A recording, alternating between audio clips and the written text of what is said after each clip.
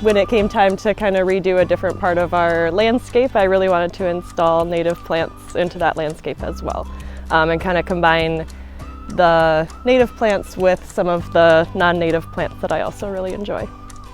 And one of my favorite things to do, especially with my dad, is wander around some of the state parks and look at all the native plants and identify all the native plants. So it only felt natural to put them in my garden and still go to the state parks, of course.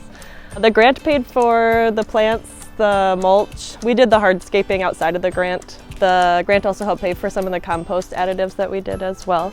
And it was very helpful in being able to put the quantity of plants that I wanted to put in the garden space. And it also helped guide some of the choices that I made and made sure that most of the plants were native plants. And again, I did add some of the non-natives just because I enjoyed them as well.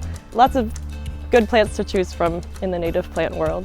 So far it's been pretty good. Native plants tend to have a little bit of a mind of their own. So kind of controlling some of the ones that want to grow in places I don't want them to grow in, which is always fun every year, kind of see how they've expanded and where you could maybe move things or adjust things.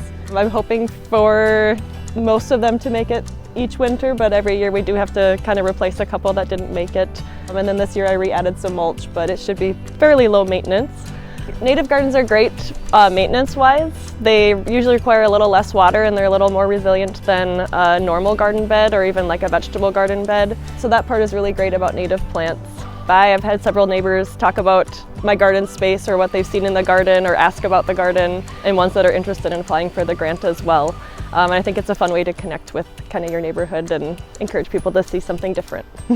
Some of the plants that I chose are specifically host plants for different butterflies. So one that's blooming now, the golden alexander, is supposed to host swallowtail butterflies. I haven't seen any yet, but it's always a goal. Another one, the pearly everlasting, should be hosting butterflies here soon, so that's always fun to see. And then the milkweed, of course, for the monarch butterflies. And that's kind of one of my favorite ways to connect with people on, and I feel like it's always fun to point out things that people might not see if they're not looking for it. Things to consider if you're applying for the garden grant. It's a lot of work to install, a lot of manual labor and designing to do when you're preparing to put in a garden space.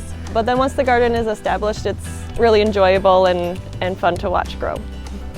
Part of my background is being a master gardener for Olmsted County, and I really enjoy that volunteer work that we do for the county. The extension site has a lot of resources about like butterfly gardens or gardening for pollinators and some really good plant recommendations.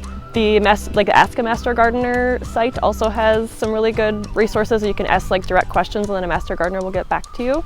And if they don't know, they can always talk with one of their fellow master gardeners and find the best resource for your question as well. I think it's really important to support the pollinators. A lot of the pollinators are things that we don't think about, so it's more than just like the bumblebees or the honeybee, but some of the butterflies and even some of the wasps and ants and moths and things like that are really important to support in our community.